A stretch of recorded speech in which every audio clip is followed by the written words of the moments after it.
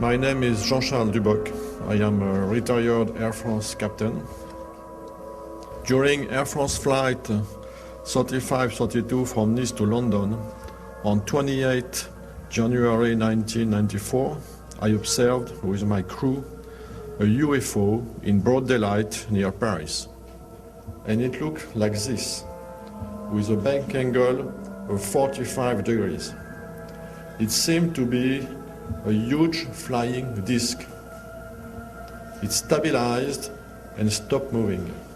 It was about 1,000 feet wide. The most incredible aspect is that it became transparent and disappeared in about 10 to 20 seconds. My co-pilot, Chief Steward, and I quickly realized that what we were seeing didn't resemble anything known to us, and we reported our sighting to RANS traffic control. There is a crew of 3 persons plus radar correlation at the same time, not the same place but the same time, and that means that we have had something real over Paris one day, a huge thing. January 28, 1994. On Air France Flight 3532, Captain Jean-Charles Duboc is en route from Nice to London. His plane is near Paris, flying at 39,000 feet. The airspace here is typically crowded, but today it's going to have one more aircraft than usual.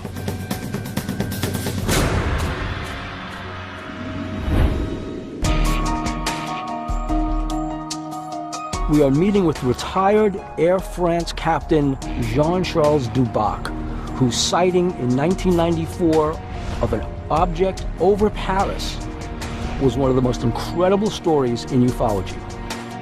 Captain Duboc is telling his story for the first and only time on American television. It was a very beautiful weather. We were approaching Paris, and the steward who was in the cockpit said, "Oh, a weather balloon."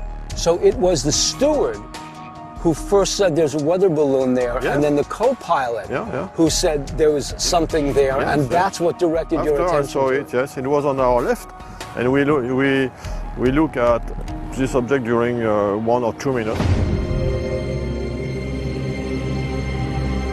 Though Captain Duboc's steward and co-pilot initially think they've spotted a rogue weather balloon, they quickly change their minds. The object is far too large. And it was at roughly the same altitude you were saying? That it's below us. It was below us. Below you? Below us. But how many feet below you?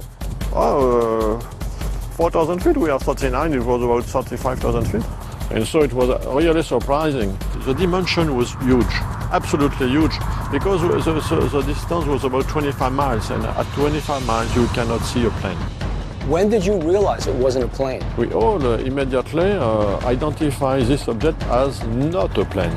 It was different of a plane or a balloon or something. It was absolutely abnormal. As the object moves towards them, they come to a shocking realization. What they're looking at appears to be a huge flying disc.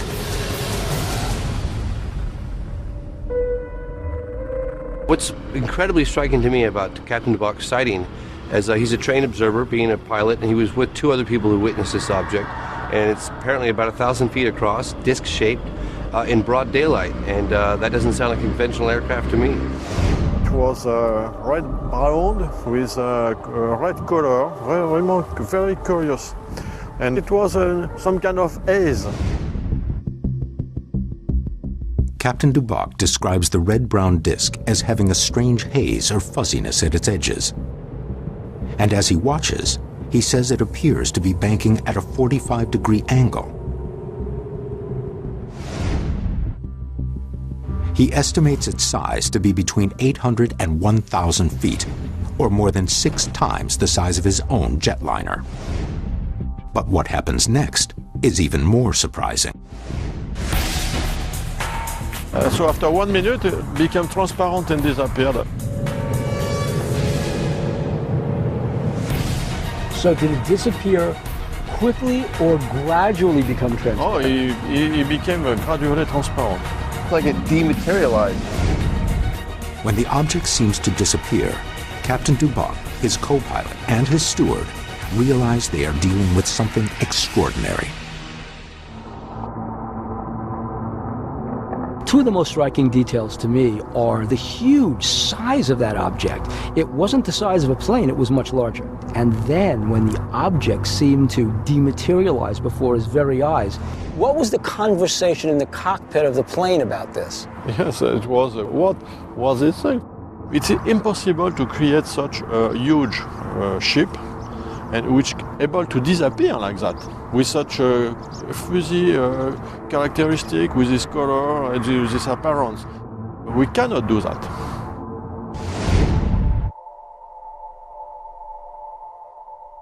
Captain Duboc radios in his sighting immediately to REM's air traffic control in northern France. They confirm his sighting with radar from CODA, the operational center of air defense.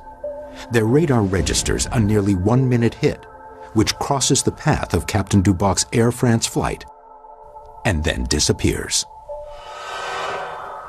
Despite the surprising detail, Captain Duboc remains silent for 3 years after his sighting. Neither his co-pilot nor his steward make a report. But in 1997, he finally comes forward with his story. 2 years later, it becomes one of the top cases in the Cometa report, a 1999 document put forth by an independent defense think tank and sent to the French government. The report uses well-documented sightings, such as Captain Duboc's, to make the case that UFOs need to be treated seriously and as a matter of national security. Were you impressed by the conclusions of the Cometa report that these were military issues that had to be addressed? Yes, I was very impressed. I realized it was beyond all everything I could imagine. It was really crazy. We cannot imagine the technology. And that's the message of the Cometa report itself, isn't it? Yes. The Cometa report basically just says that we can no longer ignore the extraterrestrial hypothesis. Exactly.